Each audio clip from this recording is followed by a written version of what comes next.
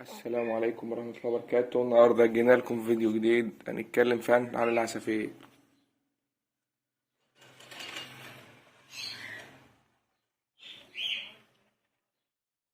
3 دقايق إن شاء الله معاكم يعني.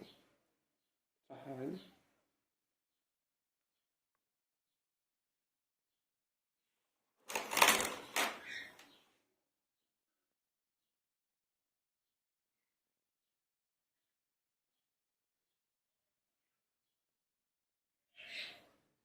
ده طبعا فرد فالو هنبيعه والله.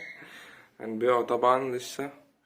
طبعا دول كلهم هو فرد سبانجل اهو، فرد فيكتور سبانجل روتلر.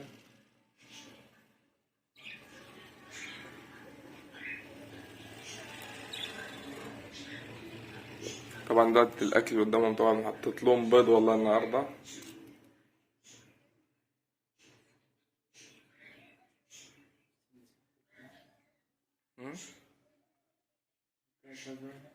ودي شنطة شغالة هي هتموت، بس ان شاء الله يعني بنعالجها اهوت. الفرد الابيض ده انا مش عارف له اي حاجة، ربنا معاه وربنا يقويه بعيد عننا اهم حاجة.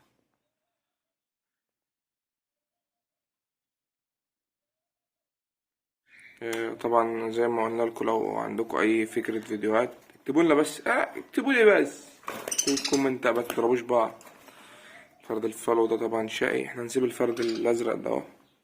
الفرد هو راح انت واقف جنبه عشان تتعديه. نسيب الفرد اللي تحت ده، صح هادي؟ اه زي ما هذا الاستاذ هادي قال كده. انت اسمك استاذ؟ لا لا. طبعا الاكل اللي بقى قدامهم بلكم وفلارس ودنيبة.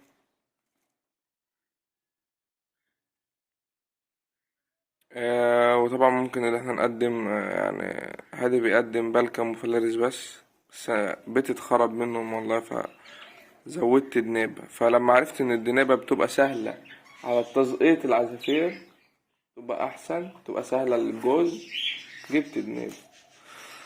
بس وبكده يكون الفيديو انتهى. اتمنى الفيديو يكون عجبكم، يعني عجبكم جامد مش عجبكم بالرغم. متنساش تدعم القناة بلايك وشير وتفعل زر الجرس. والسلام عليكم ورحمة الله تعالى وبركاته. انتظرونا في فيديو جديد. سلام.